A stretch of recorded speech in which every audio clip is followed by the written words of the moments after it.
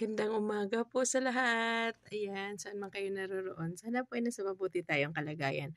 So guys, gusto ko lang batiin kayo ng isang napakagandang mamay.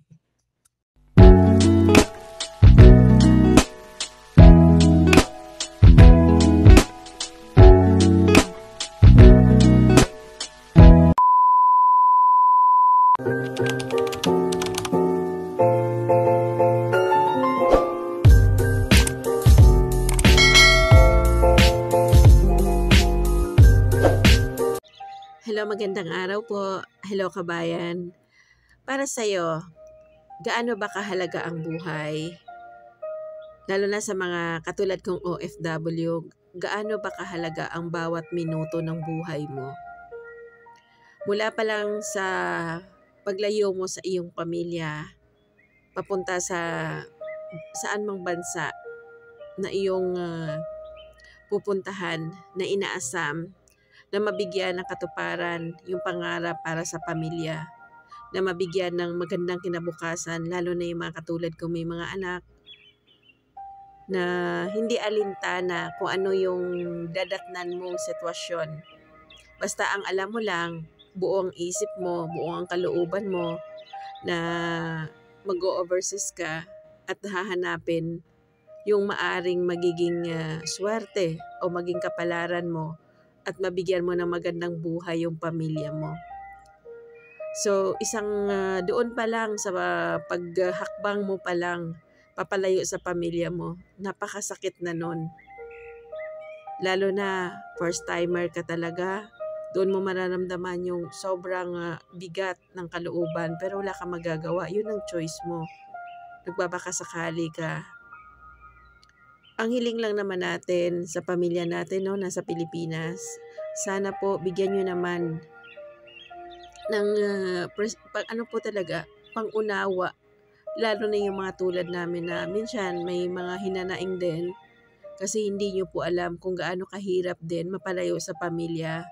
Swerte na lang po talaga yung mga nakakatagpo ng magandang trabaho, magandang mga katrabaho, or magandang employer. Iba hindi po sinuswerte. Yung tanging pinangahawakan na lang po ng kapwa ko OFW, yung balita na galing sa Pilipinas mula sa mga mahal namin sa buhay na siyang magpapalakas sa amin sa araw-araw. Pero kung paano, kung mismo yung mga mahal mo sa buhay, yung mga dapat na paghuhugutan mo ng lakas, ay sila mismo, sa kanila mismo manggagaling yung bigat na dinaramdam mo sa araw-araw.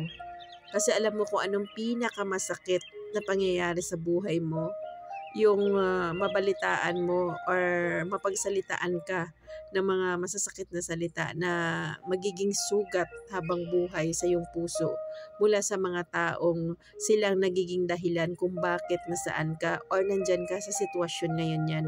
Kinakaya mo mag-isa, lumuluha ka mag-isa, ginagamot mo yung sarili mo mag-isa. Wala eh. Ginusto mo rin yun eh. OFW ka nga, di po ba? So kasama sa kontrata mo yung ganong magiging sitwasyon mo. Wala kang iba makakapitan kundi pananalig sa taas na mapagtagumpayan mo yung mga bagay na pinili mo. So sana lang, kahilingan lang namin lahat, yung mga mahal namin sa buhay na nasa Pilipinas, bigyan nyo naman po kami ng suporta.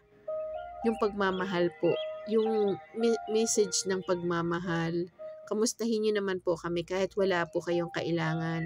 Hindi lang po pera mahalaga sa atin, kundi mahalaga po talaga yung suporta sa isa't isa, pang-unawa. Yun po talaga ang pinakamahalaga. Pasayahin natin, tulungan natin yung isa't isa. Huwag natin bigyan ng pabigat yung inyong kapamilya na ka-OFW. Kasi malayo na nga sila sa Pilipinas, malayo na sa inyo.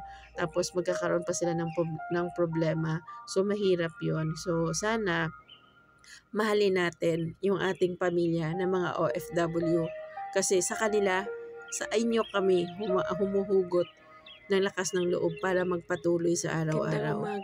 Maraming salamat po. Sana po naibigan nyo yung video kong ito at sana po pakisubscribe na rin po yung aking channel at may mga tutorial din po ako doon na sana po maibigan nyo at makapag-impart po ako sa inyo ng kahit kunting kaalaman ko lang din At sana ay naibigan nyo rin yung mga paalala ko sa inyo at ingat po tayo palagi at lagi po nating iisipin, hindi man tayo makakatulong sa ating kapwa financially, makatulong naman tayo sa kanila sa pamamagitan ng pagiging mabuti natin sa kanila. So spread love and kindness po, and lagi po natin isipin na ang Panginoon ay lagi nating kaagapay.